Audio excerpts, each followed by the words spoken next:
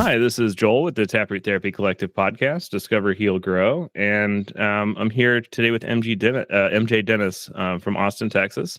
And she's a provider that I trained with when I did emotional transformation therapy. She was incredibly helpful. She did a lot of my consultations, and we've kind of kept in touch. And she was just a really welcoming presence in the emotional transformation community to kind of welcome me in. I don't want to make it sound like it's a cult, but it is a lot to learn, and there was like so much that the technical bit and a lot of things about how you're going to grow into these things that you are always so warm and open and encouraging. So I really appreciate that because it's informed my practice a lot now. And I'll let you talk about kind of your practice, and we can have a conversation about ETT today and some of the stuff that on its face sounds kind of wild, but really is a scientific pursuit there. Hi, Joel. I thank you for saying that. I'm glad I did make you feel warm and welcome. ETT, emotional transformation therapy, was not something I saw coming, but once I learned how to do it, it transformed my practice. And so I am an LPC, a licensed professional counselor, and an LMFT, a licensed marriage and family therapist, right outside of Austin, Texas, in San Marcos. I started my counseling journey. I became a counselor in 2012 and became certified as a sex therapist through ASECT.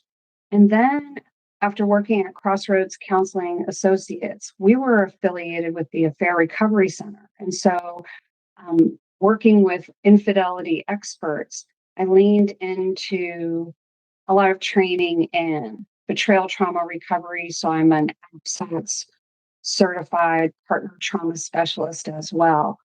I learned about being a sex therapist. I learned about out of control sexual behaviors. Through SASH, I learned about sex addiction. I really leaned into training outside of grad school. But I recognized as I was working with clients, talk therapy is wonderful and it's effective, but it only gets so far. And so I decided to learn some brain-based interventions. I knew that I needed something more to help my clients than talk therapy. So I learned how to do EMDR and eye movement desensitization reprocessing. I thought EMDR was amazing, and it was really, really helpful and a good fit for some of my clients. Some of my clients, it was not a good fit. And so I was looking for something better. Did you notice a through line between that? Because I'd like to look for the kind of Venn diagram of our journey. It sounded like we kind of were on similar trajectories. And when I got trained in EMDR, I thought it was just kind of a purple hat therapy that maybe would distract people or something, and it didn't do much for me. And then I started noticing like, whoa, like for 20-30% of people, there is a very strong neurological effect. But within 2 weeks, I was like, this does not work for the reason that they say it works. Like, I don't see that bilateral like synchronization thing. I mean, I think Francine Shapiro's guesses were great for 1984. I just think that we've got 30 more years of neuroscience. And I started looking for like, who is this helping? Who's this not helping? And I noticed that dissociative patients would respond really strongly to it, but it wasn't always the best for them because there tended to be layers where you would treat this thing that they thought was the problem, and then something else would come up and they would decompensate, and then you'd treat that. And it's like, okay, well, we're going through a well. So, you take one thing off the top, the next thing floats up. Eventually you're going to run out of stuff, but the process was pretty messy. So they tended to like it. Whereas I was like, you don't realize that what it's really going to be like to stir up 8 months of work in a session, And I don't know. I'm just wondering if you saw through lines of who it helped, who it didn't, what you liked about it, what you didn't. Because I'm EMDR trained. I haven't done it for probably 7 years. Brain spotting almost entirely replaced it, and ETT expanded that. So I was just curious if you made observations at that time. I like you. I don't do EMDR anymore. I don't need to. ETT is just more effective and efficient, and I can treat a wider variety of conditions that impact people. My lens, Joel, is through safety. Being in this field of sex therapy in conjunction with betrayal trauma and infidelity. I often think through a safety lens. People come in so traumatized and grief stricken. And when they've experienced betrayal, the world doesn't feel safe. So when I'm doing therapy and using ETT, um, I like it more than EMDR because my brain says I can keep my clients safe. Meaning, when they were doing EMDR, it was almost like being on a train for some people. Memories would Yeah. flash by people. And even though we can do some containment, I felt like I couldn't really control or keep them safe and focused during the process. That was my experience. That brain spotting became this surgical tool to go all the way through one thing. Whereas when we were concentrating on an emotion and doing the things, they're like, now I'm on heroin, now I'm in the flop house, now I'm hiding out in Vegas, now I'm doing this, now I'm doing this, now, and they're confused. But it really is like, you're on this train of memory, everything related to that. Which get on that didn't neural work. pathway, the web, Yeah. right? It goes from one memory to another. Yep. I think that's a riskier way to get there. I mean, it did work for the people who got treatment that way. A lot of those patients have now come back, and brain spotting and ETG, I think, took them deeper into things that we thought we were done with. Yes. I still can offer EMDR, but once my clients experience ETT, they find it a better fit for them. Mm-hmm. And so people don't ask for EMDR. I've had one lady in the last 8 years ask me to do EMDR. So I met her where she was. Mm-hmm. With ETT, what ended up happening, I worked with a gentleman, Rick Reynolds, who he does all the trainings. He tries to stay really cutting edge. And he met Dr. Stephen Vasquez. And Dr. Vasquez had moved from Dallas to Austin and was actually practicing around the corner from our practice. And Rick did some training with him. And Rick and I, at that point, we were on either side of a wall. Our offices were next to each other. And so as we would walk our clients to the waiting room, he'd say, MJ, I have a client with depression and I did ETT and the depression is gone. And I remember just kind of patting him on the shoulder and saying, sure, Rick. Mm-hmm. And I was very skeptical. How can that be?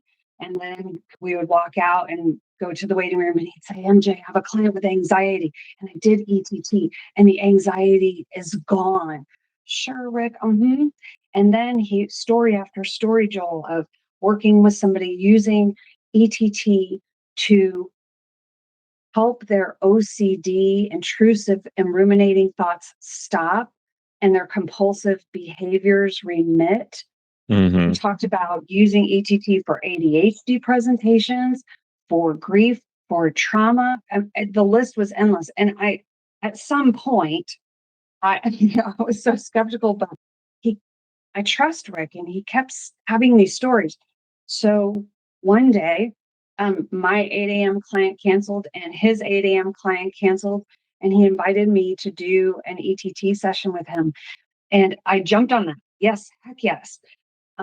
At that time, Joel, he said, MJ, think of something, when you think of it, that you have a lot of distress or emotions about. And at that time, something had happened with one of my sons. And as I was sitting in Rick's office, he stood in front of me with some sticks that had color on the end. And he said, MJ, I want you to talk about your boy and talk about this experience, this thing that's happening in your lives. And look at the sticks with the color at the end. And I'm going to move them. And I want you to follow them with your eyes. And Joel, I thought he had lost his mind. I thought, what is he talking about? But I did. I talked about the experience. I cried. I was very, very distressed. And as I followed with my eyes and I followed the sticks, I could feel my emotions changing. He switched out the different colors a few times. I could feel my stress getting lighter. The tears stopped, and he moved me over and sat me The physical changes are always almost what people notice before the emotional change. It blooms into the Well, right. The tears stopped. So my sadness was lightening. And I had all kinds of fear and sadness and mama bear guilt and shame. And how do I protect my child? And how did these things happen? Were going through my mind, distressing thoughts. When he sat me in front of the ETT chart, the spectral chart, it, as you know, it has colors, strips of colors Mm-hmm. on it. And I remember Rick saying, if the colors change in any way, that means you're dissociating, and tell me right away. Again, Joel, I really, Rick, the colors, this is a poster. How are the colors going to change? But okay. So as he instructed me where to look, talk about my son and this experience, the color expanded. I was looking at green, and the color expanded, and he said, "You're dissociating. Close your eyes." And then he had me do some thinking and answer a sensory question. I opened my eyes, and the color was back. And I didn't know what Mm-hmm. had happened, but that was weird. And then look at this color. Talk about it again. The color disappeared. He said, "You're dissociating. Close your eyes." He got me back online, right? Got me connected to myself. And then after looking at a few colors, he suddenly said, "Okay, MJ, that's it. You're done." And what do you mean I'm done? And he literally, Joel, he went like this, "Have a nice day." And I went back to my office, and it had been like 23 minutes. And when I thought about Mm-hmm. what was happening with my son, I mean, Yeah. neutral. My distress was reduced. My body, my nervous system felt calm. And even though I had no idea what had just happened, I knew I had to get trained in this because he was onto something. I Mm-hmm. experienced something profound. Yeah, I won't talk to people about the science until they sit down. I'm like, look, if you're going to sit on the couch for 5 minutes, I can show you something that you can't explain. But if I start talking about the science, you're just going to think I'm crazy. And then once they try it, they're like, wait, but how could that? And I'm like, well, because the optic nerve doesn't go directly to occipital. It wraps around the brainstem and you feel 90% of what you're seeing before you actually see it and blah, blah, you know. But if you start trying to front load that, you're just going to kind of scare everybody away. But Right. there is an effect where people are like, they kind of need to blink and test it. And then they're like, I can't explain this. I can't talk my way out of this. It's replicating consistently, you know? Yes. I have that same experience where I'll try to give someone a scientific explanation because we humans, as you know, we like to understand. We want to understand. So one way I explain ETT, I'll say emotional transformation therapy is a form of psychotherapy that integrates the use of light and color. So while a person talks about a topic, there's a verbalization component and they feel their emotions, there's the emotional component, while using visual eye stimulation, those are the wavelengths of light, how a person feels emotionally and physically changes. That's my short blurb. Well, so let's back up just a little bit. And Dr. Vasquez, who is going to be on here later, hopefully that'll be the episode that follows this one. He most therapy modalities come about when there's somebody I'd like to go a little bit back in his story and in yours, like, they come about where somebody says like, I'm kind of tired of talking about the ego and the id. What if there's 5 parts of self? And then the patient says, oh yeah, I have an inner critic or pusher. And then they write down, well, you should engage, and it comes from that kind of clinical experimentation. But, Vasquez is a very educated guy. I mean, I think he's got like 4 degrees or something, but he basically read research and it didn't come about that way. It was a neurological thing where he read all these ways the brain worked and was like, well, if it does this, would this do something to emotion, based on other people's data? And, in his book, I think he says he built 6 devices or 8 devices or something. And then basically 4 of them worked. And he was willing to get outside of the box. He had the creativity and the openness to say, well, what if, I kind of like color and light. What if that does something? But he also had, and not be kind of afraid of that as a scary space, but he also had the scientific, credulousness to say, these don't work. these aren't doing anything. When you shine light through skin, it tends to not work unless it's red, and then it just is affecting mitochondria and muscles. It's not really affecting the brain as much, and so the 4 devices that he built based on those theoretical maps are really effective, and they've become the kind of modules that ETT is.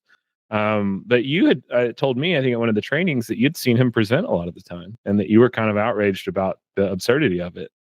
That you, before you actually came into ETT, you're having the same kind of response that I was having of like, this is crazy. This all the chroma therapies in the 70s were a scam. This is just, yeah, Yeah, I met another counselor, Dr. Annie Curlin. She practices in California. And I met Annie at a conference, and she said, MJ, you really should check out this ETT, emotional transformation therapy. I do this. It uses light and color, and it's amazing. And it transforms how people feel very quickly. And it is replicable, and it's effective. And I blew her off. When I heard light and color, I thought, nope. I'm a serious person. I do serious therapy. Yeah. Nope, not doing that. And then I ran into her again a couple of years later, and she said, "Did you get trained in ETT yet?" And no, I did not. And she said, she pushed me again, really consider this. Well, it wasn't until Rick learned ETT, and I had that experience at Crossroads. And I had even seen Dr. Vasquez do a demo at one of those conferences along the way when I was training. It was a SASH conference. And I was training in how to be a sex therapist and help people with sexual issues. And Dr. Vasquez presented, and he did a light box demonstration where he had somebody with distress, who was just another therapist in the room, sit in front of the device, and he had them talk about their distress. They were in touch with their emotions. He showed light and color into their eyes, colors that matched their emotions, and the person changed. And I remember thinking, this is the setup. They staged this. I absolutely couldn't believe that transformation could happen that quickly. So I did people see dismiss things it. on the light box sometimes. I mean, they'll experience, you're just looking at a color or screen and a flicker rate, but people, I didn't get that in the training, but a lot of other people did, and you all kind of prepared us for it. I think someone had seen, who was processing grief of a dog, like a dog paw come out of the screen and stuff. The first time my oldest son did ETT using the light device, when he came home, I said, how was it? I didn't ask him the content. I just was curious how the ETT went for him. And he said, Mom, I saw the Death Star turning. So he saw a spaceship turning in the light box. I don't know what he was processing, but his brain did create an image. Yeah. But it helped him. And he was probably 19 years old at the time he experienced his first ETT. But so even that young. You had seen Vasquez present a couple times and kind of been like just blown it off as this is a wild thing, which is just, I want to introduce that to, since now you're a trainer of ETT that's kind of doing the top level stuff. Well, and I want to say this, even now. So, I did get trained in all the classes, and ETT was so effective, I could replicate it. I did my ETT level 1 training Friday, Saturday, Sunday. I started using it Monday. I turned right around and started using it right away. And I've now done over 3,100 ETT sessions now. I keep a track of them, and they work. Like, this works. So I went through the classes again to become a trainer. Now I've been going around the country and training therapists all across the country. I'd love to, before the end of my career, have ETP therapists in all 50 states. And even when I'm demoing, Joel, when I'm teaching a class with Dr. Vasquez, sometimes he'll let me co-teach with him. The transformation happens so quickly. Even now, I'm blown away, and I have disbelief. Like, I just can't believe work so fast. I just was in Portland. I just trained some therapists in Portland, and there was a counselor who was in the training, and she let me demo the light device. Her topic was we do sentence starters sometimes. So the sentence starter was when I think about the dark. Now she said her whole life she had been afraid of the dark. And so here she was in her 30s, still afraid of the dark. And it was impacting her functioning. And so that was her sentence starter. When I think about being afraid of the dark, or when I think about the dark, and fear came up, and she experienced distress in her body. It was like a bell curve. And as we used the light device, this happened very quickly. Her brain remembered when she was 4 and she experienced an earthquake, and she was with her family in an apartment building, and it was the middle of the night, and everything shook and the TV fell off the wall. And her mom grabbed her hand, and she and her siblings and her parents ran out of the apartment building. Right? The ground was shaking. She was 4. She realized, right, her brain connected this memory. Her fear of the dark started with that memory. She had no conscious connection to when it began. But in that instant, as I showed her shades of dark red, that far red for shock and loss, and moved to yellow to help with the fear and overwhelm, her fear went away. And here she is in a training. She's a therapist, and she said, I'm not afraid anymore. And so we even thought about the last time she had been afraid of the dark, like kind of checking it out. We did a future when you think about being in the dark tonight. Her fear was gone. And she said she felt joy. And she said, I can't believe I'm even saying this. I feel joy. I'm kind of excited it's going to get dark tonight. And it was just so mind blowing. And the whole class, all of those therapists were like, oh, wow, this is just great. Sometimes it happens that quickly. Well, and so I was doing EMDR, and that led me to brain spotting. And before I was doing EMDR, I was doing kind of like somatic and parts-based therapies and sort of like some hypnosis techniques, but mostly just I wasn't trained in somatic experiencing or anything, but just those kind of parts-based somatic styles. And so I was always like looking not at what somebody's saying, but what they're feeling, and not what they think caused the event, but like all these emotions associated with the event. Because a lot of times that it gets you either deeper into it or to another thing. I was always trying to look at like what are the deep kind of subcortical brain's motivations here that we're not always quite aware of. And I don't think that you can analyze that or interpret it. At least maybe I'm just missing a gene or not bright enough to be able to tell you exactly, what happened in childhood. I think you just have to make room for it until it kind of naturally comes up, and that people will make those connections given kind of the space and the redirection back to what they seem to be running from or towards. And so when I said on our podcast all the time, because I mean, remember we were the first people in Alabama that I was able to find that were doing brain spotting. There was like one person I tried to get the brain spotting with her, and she was like, oh, I got that training, I put it on Psychology Day, but I don't like it, I don't do it.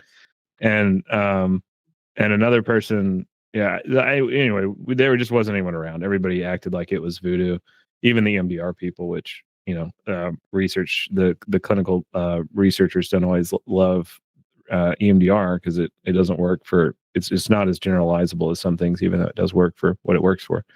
And I kept saying on the podcast, like, if you are a trauma patient where you're a therapist and you're desperate to help people and you've done lots of things and you can compare these and there's a new thing out there, send it to me. Don't tell me, well, my PhD advisor told me DBT works for everything, so you should get DBT trained. Don't send me that email. But if you can say, well, I think lifespan integration plays with the precuneus and like our relationship to the salience of time around events, but I think EMDR does acute, if you can kind of Venn diagram these and you found a new thing, tell me, please tell me. And so I kept hearing about ETT from people, and I would look it up, and the website doesn't have a ton of details. And it's like, what is this? Like, is it a talk therapy? Like, I don't. And then, I talked to some providers that were kind of almost like reticent to talk about the techniques. And there was like, well, you look at this board and there's color on it. I'm like, And the people seemed incredibly smart. They seemed passionate about what they did. Like I was kind of doing everything I know to do to kind of bullshit detect, people that are looking for false positives and confirmation bias, or they're just kind of like doing a purple hat therapy. I mean, I'm pretty credulous.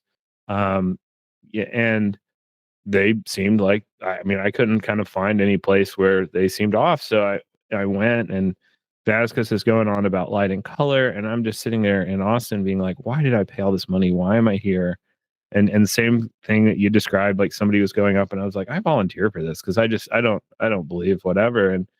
And I'm like sitting in front of the board, and the color yellow just would go black before my eyes. And I couldn't, I was like, is this laser cut or what's like, and I would touch it, and Vasquez was like, please, I ask you not to touch the board. They're $500. And I couldn't understand why the color was going away. It just the same thing that so many people have had, where it's like, we can't believe it's going to happen until it happens. And even after the training, I mean, the training was pretty impactful and interesting.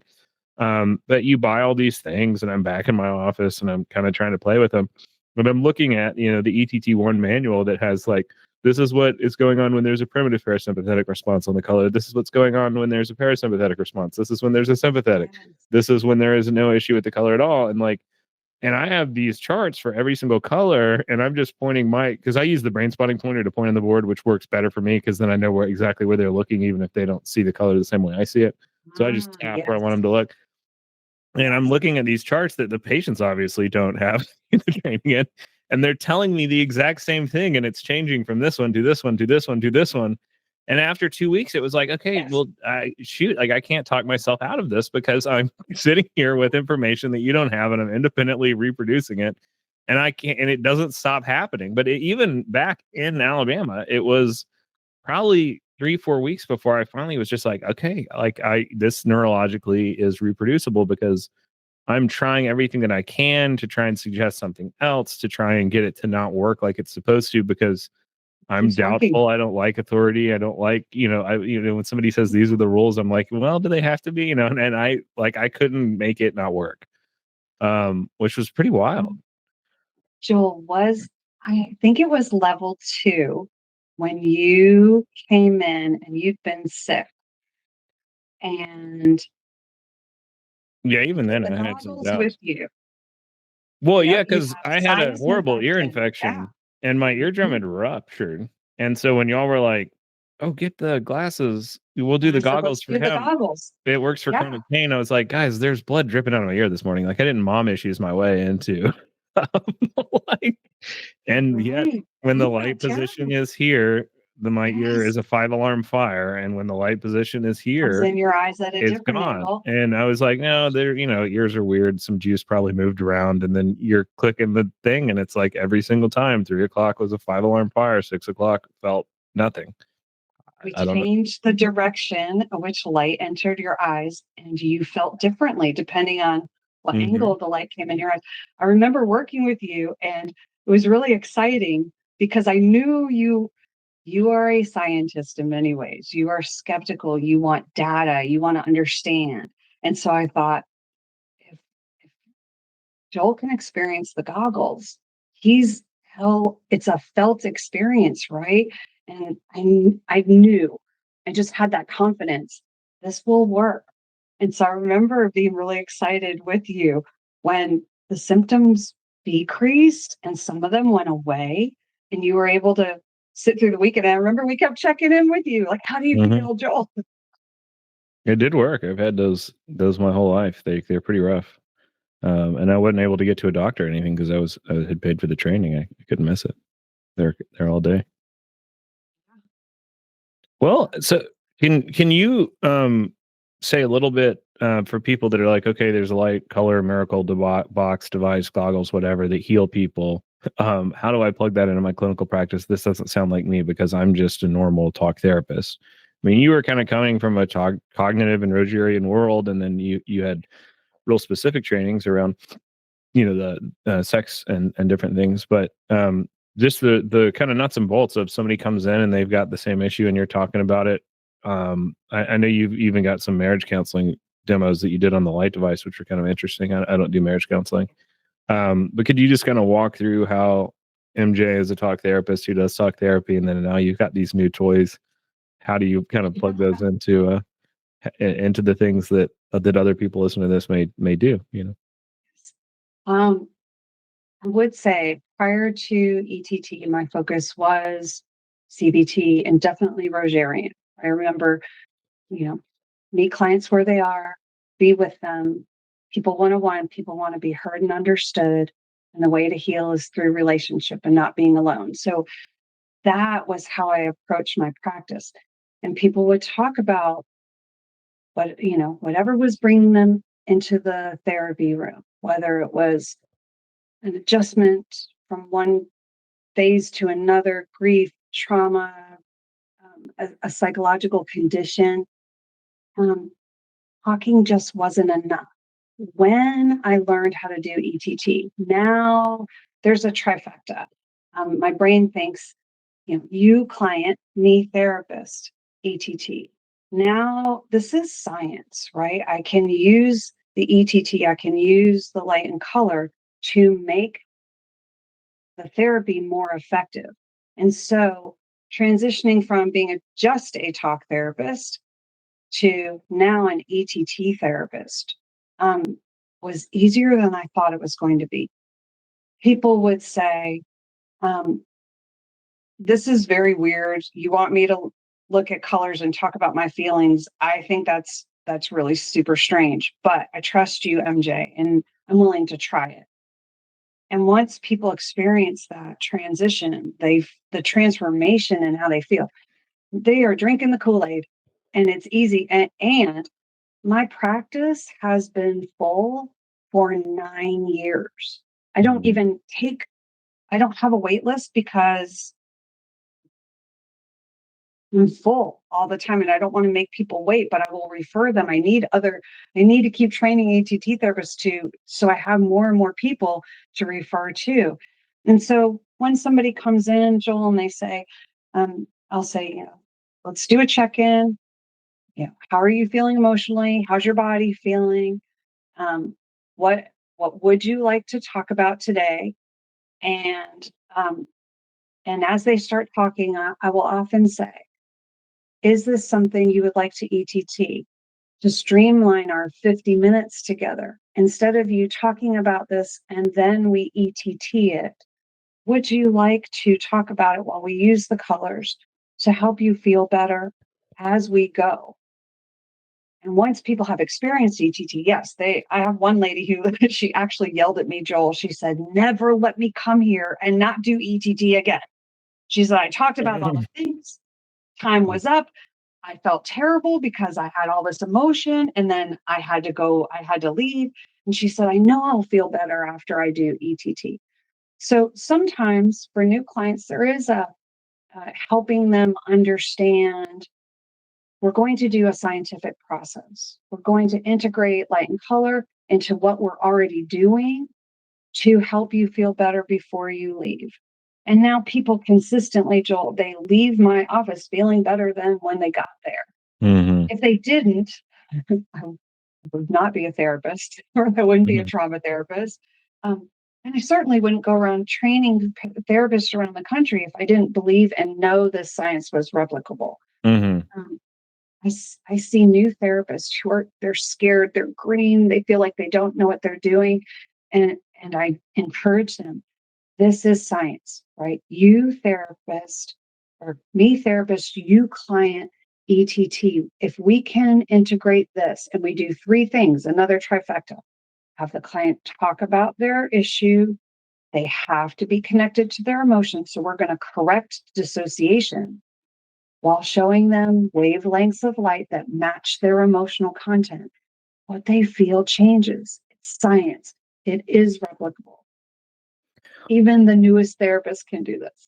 Well, and in my mind, like when you're looking, because we're integrative, we wanted to get, the cognitive therapy model of you go do CBT for 6 sessions, and if you don't have substantial improvement, then you need to take pills. I saw that kind of waning, and there was a new trauma movement, and we wanted to have somatic experiencing, we wanted to have lifespan integration, we wanted to have brain spotting, we wanted to have The QEEG brain mapping. We wanted to have micronutrition. We wanted to have polyvagal stimulators. All the things that 6 years ago. Now some of that's commercialized, but research was sort of indicating that it was moving that way.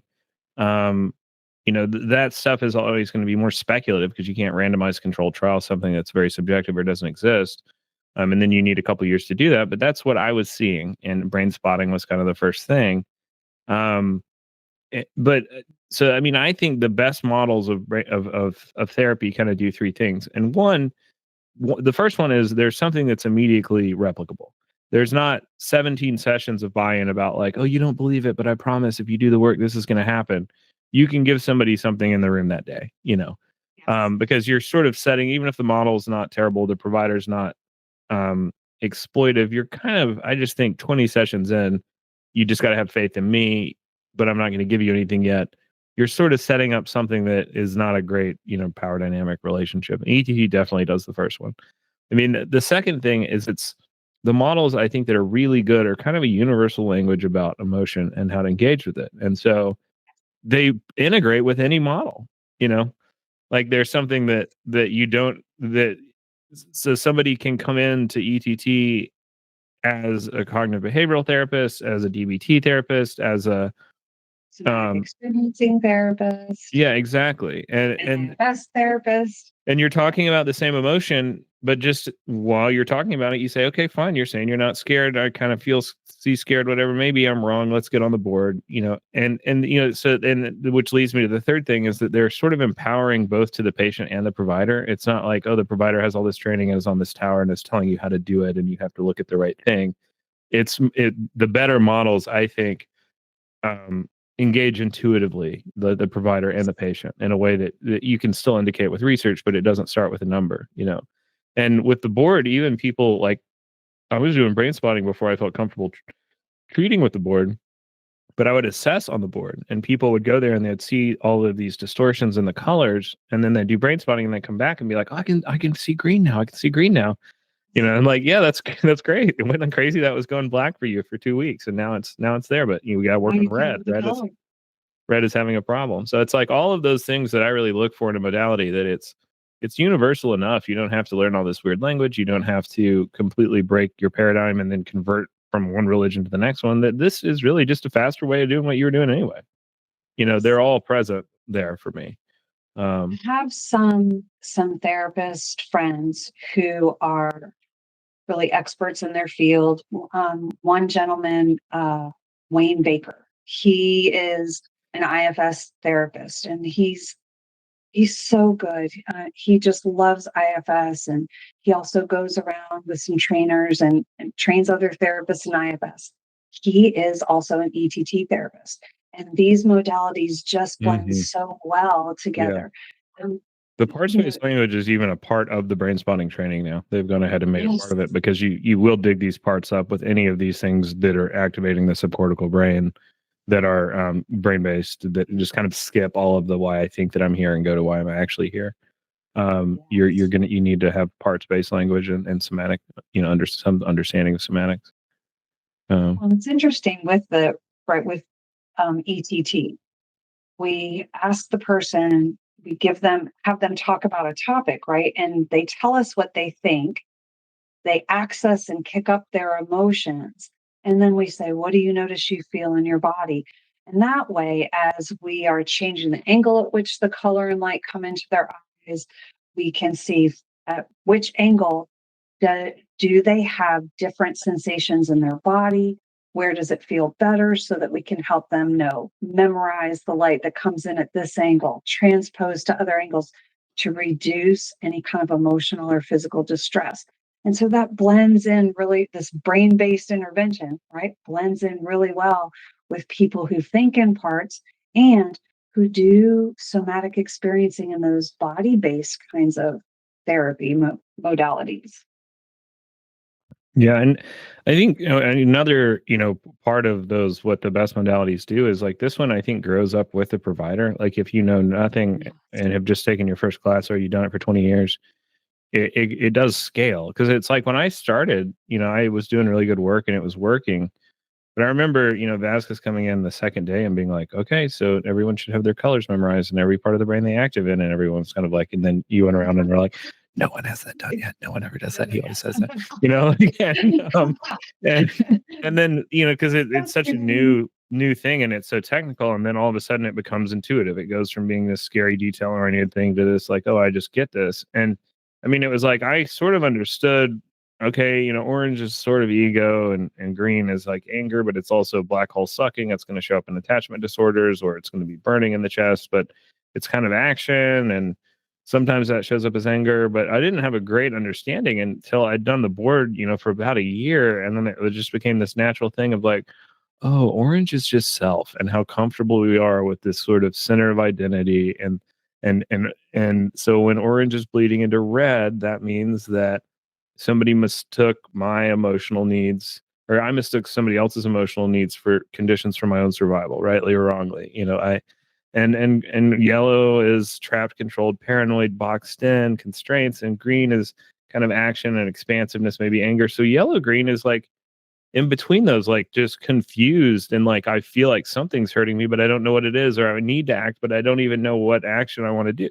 It's that space between anger and action and being boxed, and then all of a sudden I was talking about this to patients, but it just, you kind of have to start to feel how these things work and you have to watch, you have to get comfortable with like, okay, green's in the chest, but when that pops, maybe it's going to hop up into blue or blue green. And now the person needs to say something. They need to verbalize something that they haven't done, or maybe they're going to internalize it and it's going to hop down into yellow and it's going to be in their gut, and you just get used to these patterns, but you don't have to be the master that you're effective as an ETP provider after the first training, but then you could take 100 more classes and you're still going to be, getting familiarity with it. And I think some of the better models are able to do that. I hope that makes sense. Well, as you were saying that, I was thinking you're validating the therapist in the room, right? All therapy, I think, is intuitive, right? We are in the room and we trust our gut instinct, right? And we listen to ourselves, our mirror neurons, right? We feel what the client feels. One of the things I love about ETT is that now it's the therapist, even in the virtual room, right? ETT can be done virtually.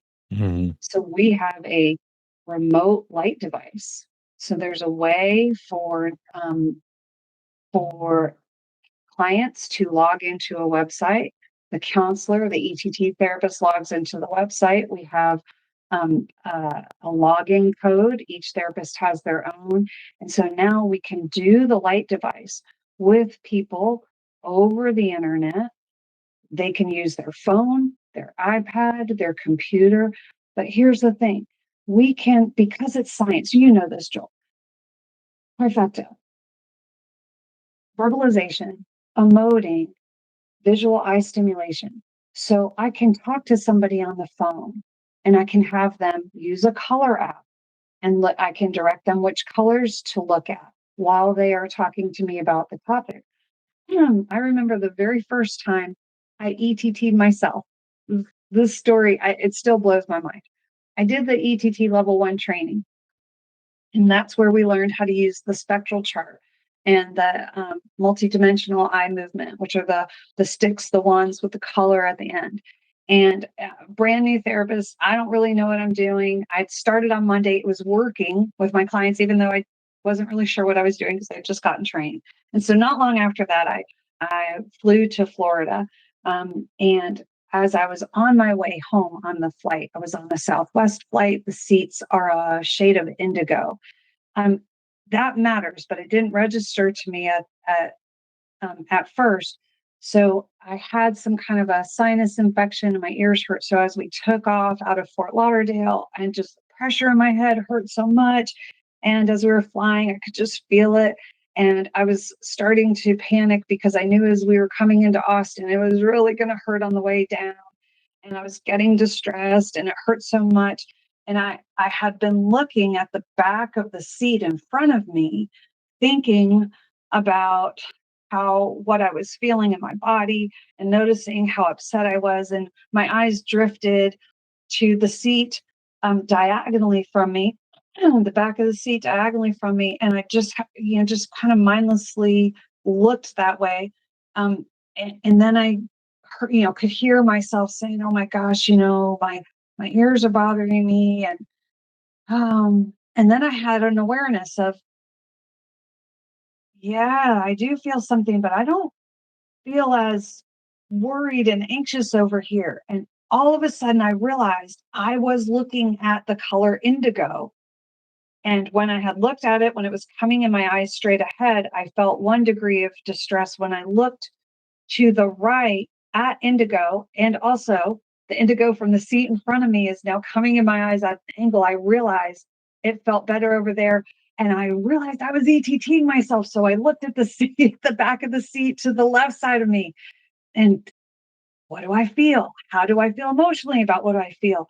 And then I memorized what I was seeing on the side that felt better. I looked to the other side. I tried to imagine I was seeing that same shade of indigo. My distress lightened. And when we landed, my head did not hurt. My sinuses had cleared up some. I didn't have the same emotional distress. And now I was actually elated because I'd ETT'd myself on an airplane after just one training, not really even understanding the science at all, not really knowing what I was doing, but it worked. That was that was gas in the tank for me to go get more training. Mm.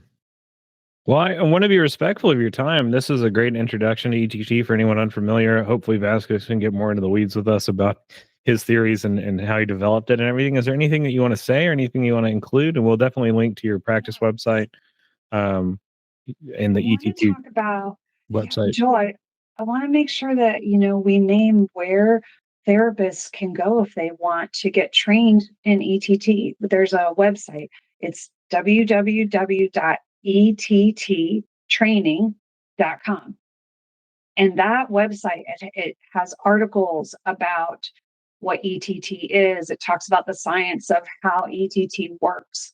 It has a list of, there's a therapist directory. So there's a place you can go to find ETT therapists around the world. Mhm. An ETT therapist in France and in Portugal, and we have somebody who's going over to train in Israel. Like we are expanding. Dr. Vasquez has trained therapists, I think he said 20 countries around the world.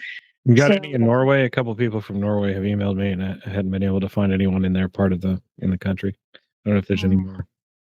no, but I would love to go there and train some people. um, so they can go and sign up for classes. Mhm. So if therapists are interested in learning this training, experiencing level 1, they can go find where the next level 1 class will be held, and it goes up through level 7.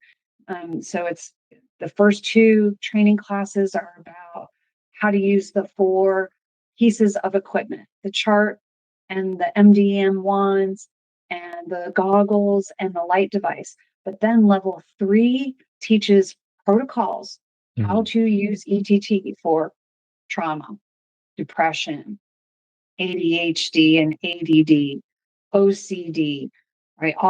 It teaches how to correct dissociation. And then we have level 4 that talks about how to use ETT for physical conditions to reduce pain and change the stress and distress component tied to physical conditions. Level 5 talks about using ETT for spiritual issues. 6 and 7 are how to use ETT for addictions, which is Mhm. very effective, and how to use this with couples. So they can learn all about what the classes are and sign up. Well, that sounds great. Thank you so much for your time, and we will definitely. Oh, I know. I have one question. Do you know Yes. of anyone that can do the remote ETT work who is not behind a board that will not let them practice out like internationally? Like, because a lot of the social workers, even if they have board reciprocity, and the LPCs, even if they have board reciprocity and can see somebody from California and Alabama or whatever, which I can't. My board doesn't do that. Um, like I've had emails from Thailand, I've had emails from Iran, I've had emails from Norway, lots of places. And if there's a provider that's like a life coach or a chiropractor or a board that doesn't stop them from doing international practice, do you know of anybody in the community that could do that? So this is a very legitimate question. If we have a therapist who is, counselors are limited by their state's rules, right? That we can only practice within the state that we are licensed in. Now, life coaches have the ability to practice across state lines. So this is still a really gray area because we have to abide by our board rules so that we don't lose our license. Life coaches in and of themselves cannot become trained in ETT. As of right now, it's restricted to somebody who has a mental health license. So Okay. LPCs and LMFTs and LCSW, PhD, like PsyDs, right? So we can get trained in this. Life coaches cannot. Okay. I do know that, it is effective remotely. So we need to work on that to make sure that we can provide it all over the world. Yeah. Well, we'll link to your website. We'll link to the ETT website where you can find information about trainings and all of that. And then, is there anything else you want to add? We really appreciate you joining us to help share it, because I think that once, I know some people that got trained in EMDR and were like, well, that's not for me, or got trained in hypnosis, or got trained in DBT, and are just kind of like, I wish I had done that because I've never used that. I've not ever really met anybody who got an ETT provider training and then said, I don't like that. And I've also never met anybody, and I mean, a lot of those people email me if I talk about any of this stuff. So if you have to get an email with somebody that said I did an ETT training and I don't use it, I don't like it. One of my most profound moments. There's a lady who is very high up in the EMDR community, who is local to Austin. She's been an EMDR practitioner since it began in the late 80s. She teaches EMDR, and she came to the ETT training. I was in her level 1 class. I was co-teaching with Dr. Vasquez, and she was on the spectral chart, and she decided that she wanted to ETT. When I think about not knowing about ETT before now, she was moving through her grief because she devoted so many years to EMDR and then discovered this late in her practice that ETT was so effective. And she did move through her grief very quickly and came to a place of recognizing these skills integrate. It is good that she has skills from EMDR. She can use some of those skills in how she now does ETT with her clients. And she told me she doesn't actually use EMDR anymore. Yeah. She is now an ETT therapist. Yeah. Which doesn't that speak to? Well, there's still plenty of back and forth eye movements and ETT and different. Yes. So. Yeah. Well, thank you so much. I really appreciate your time. This was so kind of you to join us. And we will link to everything, MJ, in the show notes. So please click those links and check out her other stuff. Get some colors on.